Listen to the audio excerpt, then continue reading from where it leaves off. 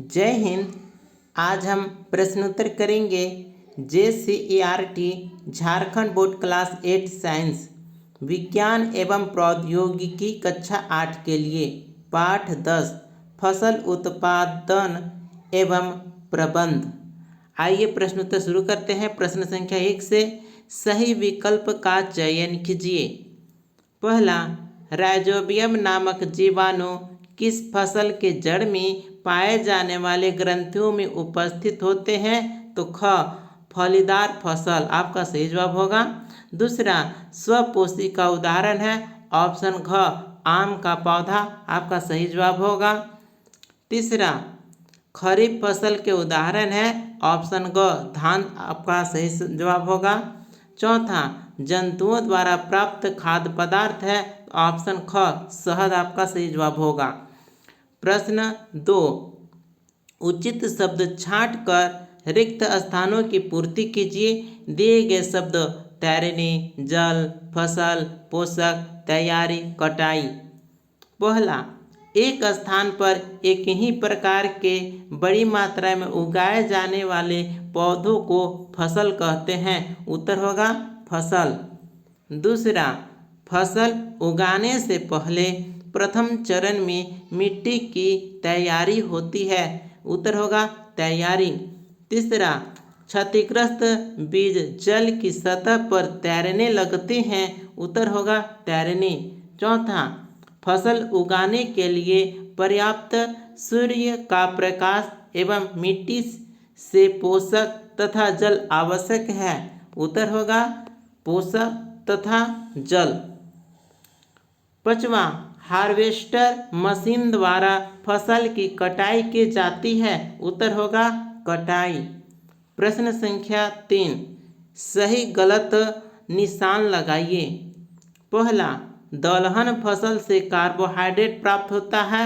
गलत, दलहन फसल से प्रोटीन प्राप्त होगा न कि कार्बोहाइड्रेट। दूसरा, केचुआ किसानों का मित्र है। सही जवाब है। तीसरा, अत्यधिक उर्वरक के प्रयोग से मिट्टी की संरचना में सुधार होता है। गलत, अत्यधिक उर्वरक के प्रयोग से मिट्टी की संरचना खराब होने लगता है। चौथा, बड़े पैमानों पर अनाजों का भंडारण साइलो भंडार में किया जाता है। सही। नेक्स्ट है, कॉड मछली के यकृत से प्राप्त तेल में विटामिन ई की प्रचुरता होती है। गलत, कॉड मछली के यकृत से विटामिन डी की प्रचुरता होती है। प्रश्न 4, कॉलम अ से कॉलम ब का सही मिलान कीजिए।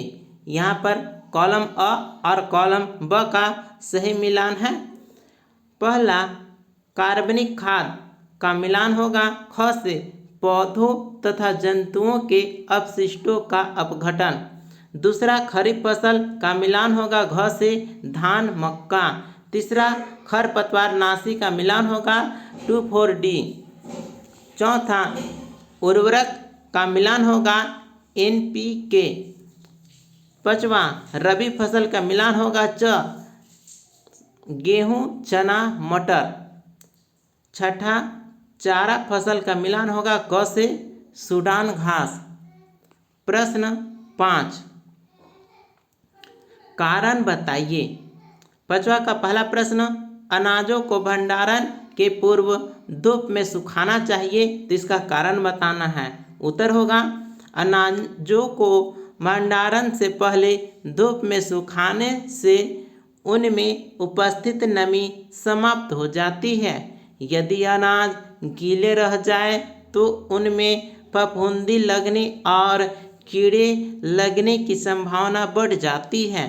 इसलिए उन्हें सुरक्षित रखने के लिए धूप में सुखाना आवश्यक होता है। प्रश्न 5 का 2, केचुआ को किसानों का मित्र कहा जाता है, इसका कारण बताना है। उत्तर, केचुआ मिट्टी को भुरभुरा और उपजाऊ बनाता है। यह मिट्टी में हवा के संचार को बढ़ाता है और उसमें जैविक पदार्थों का अपघटन करके पोषक तत्वों को उपलब्ध कराता है। इसलिए इसे किसानों का मित्र कहा जाता है। प्रश्न 6, खरीफ फसल के 2 उदाहरण लिखिए। उत्तर होगा धान, मक्का।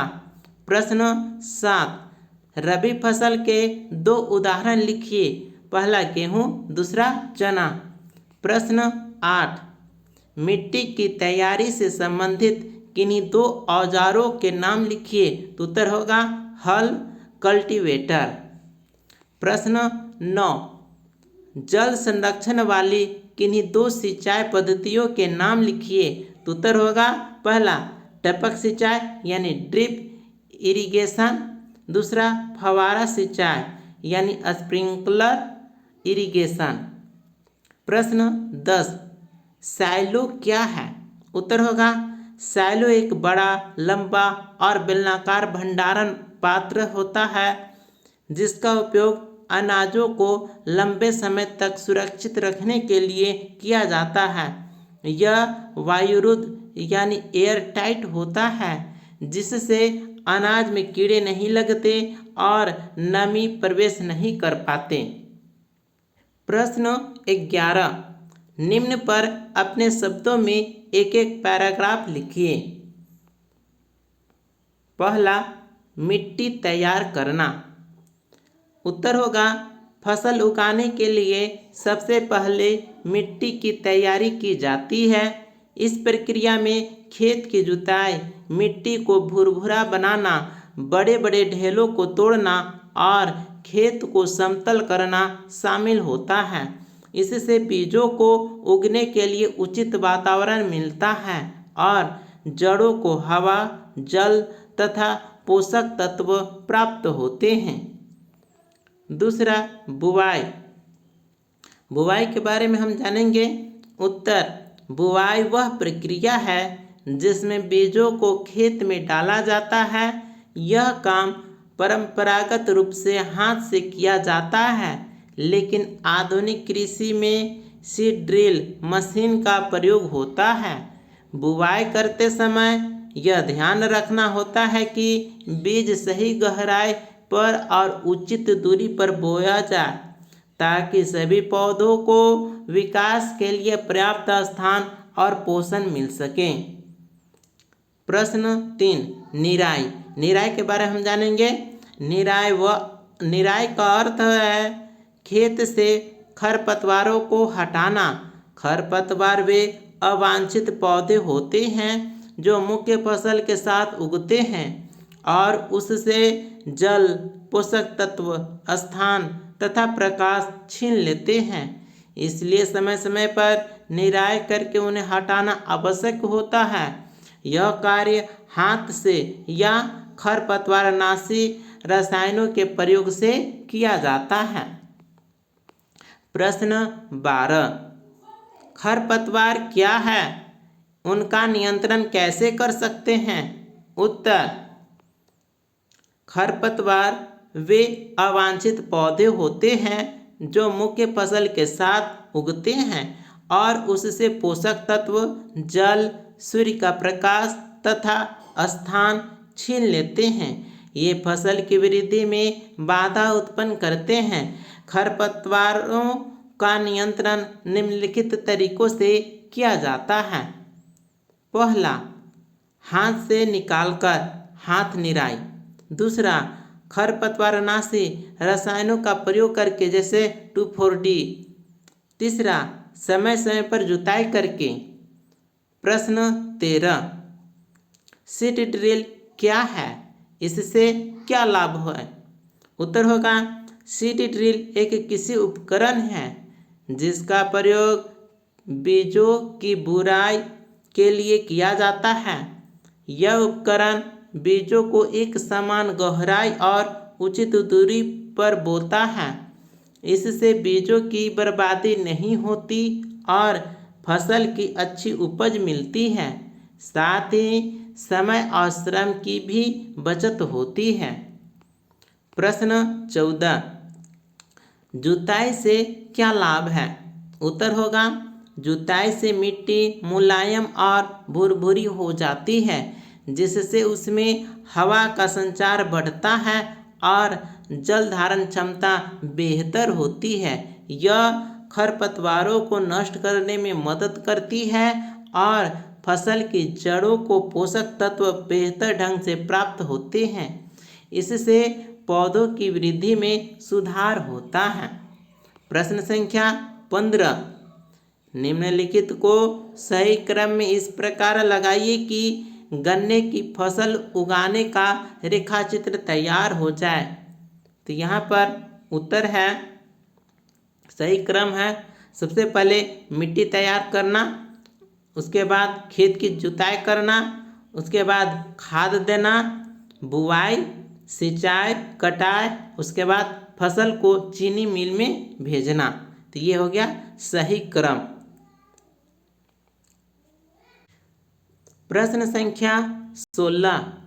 फसल उत्पादन में किन किन आधारित फसल पद्धतियों का प्रयोग किया जाता है? तो उत्तर होगा, फसल उत्पादन में निम्नलिखित आधारित फसल पद्धतियों का प्रयोग किया जाता है। पहला, फसल चक्र यानी क्रॉप रोटेशन। एक ही खेत में अलग अलग मौसम में विभिन्न प्रकार की फसलें उगाना फसल चक्र कहलाएगा। दूसरा, मिश्रित फसल यानी मिक्स्ड क्रॉपिंग। एक ही खेत में दो या दो से अधिक फसलों को साथ साथ उगाना मिश्रित फसल कहलाएगा। तीसरा, सफसली खेती यानी इंटरक्रॉपिंग। सफसली खेती में एक निश्चित क्रम व दूरी पर दो फसलों की खेती करना ताकि वे एक दूसरे को लाभ पहुंचा सके सफसली खेती कहलाएगा। चौथा, जैविक खेती ऑर्गेनिक फार्मिंग। रासायनिक खाद व कीटनाशकों के स्थान पर प्राकृतिक साधनों द्वारा खेती करना जैविक खेती कहलाएगा। प्रश्न संख्या 17। खाद और उर्वरकों में कोई 4 अंतर लिखिए। तो यहाँ पर उत्तर है, खाद और उर्वरक में अंतर है।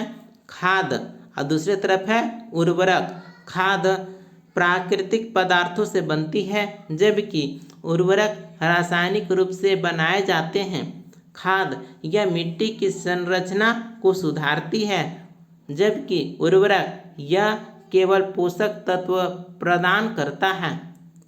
खाद यह धीरे धीरे असर दिखाती है जबकि उर्वरक इसका असर तुरंत होता है। खाद यह पर्यावरण के लिए सुरक्षित होता है जबकि उर्वरक अधिक मात्रा में प्रयोग से हानिकारक हो सकता है। प्रश्न 18। फसल किसे कहते हैं? इसके विभिन्न प्रकारों का वर्णन कीजिए। तो उत्तर होगा, जब भी किसी क्षेत्र में एक ही प्रकार के पौधों को बड़ी मात्रा में उगाया जाता है तो उसे फसल कहा जाता है। फसलें मौसम के आधार पर 3 प्रकार की होती हैं। पहला, रबी फसल। रबी फसल ये ठंड के मौसम में बोई जाती है अक्टूबर नवंबर में और बसंत में काटी जाती है मार्च अप्रैल में, जैसे गेहूँ, चना, मटर। दूसरा, खरीफ फसल। खरीफ फसल ये वर्षा ऋतु में बोई जाती है जून जुलाई में और शरद ऋतु में काटी जाती है, जैसे धान, मक्का, बाजरा। तीसरा, जायद फसल। जायद फसल ये गर्मी के मौसम में बोई जाती है, जैसे तरबूज, खरबूजा, ककड़ी। प्रश्न संख्या 19। प्रश्न है, सिंचाई क्या है? सिंचाई के विभिन्न तरीकों का वर्णन कीजिए। उत्तर होगा, सिंचाई वह प्रक्रिया है जिसमें खेतों को कृत्रिम रूप से जल दिया जाता है ताकि पौधों की वृद्धि सुचारू रूप से हो सके। सिंचाई के प्रमुख तरीके। पहला, नाली सिंचाई यानी कैनाल इरिगेशन। नहरों के माध्यम से खेतों तक पानी पहुंचाया जाता है, इसे नाली सिंचाई कहेंगे। दूसरा, सिंचाई कूप यानी वेल इरिगेशन। कुएं या नलकूपों से सिंचाई की जाती है जिसे सिंचाई कूप कहेंगे। तीसरा, फव्वारा सिंचाई यानी स्प्रिंकलर इरिगेशन। इसमें पानी को पाइपों द्वारा फव्वारों की तरह खेतों में छिड़का जाता है, इसे फव्वारा सिंचाई कहेंगे। चौथा, टपक सिंचाई यानी ड्रिप इरिगेशन। इसमें जल बूंद बूंद करके पौधों की जड़ों में पहुंचाया जाता है, जिससे जल की बचत होती है। इसी प्रकार से यह प्रश्न उत्तर यहीं पर कंप्लीट होता है। मिलते हैं अगले वीडियो में। धन्यवाद।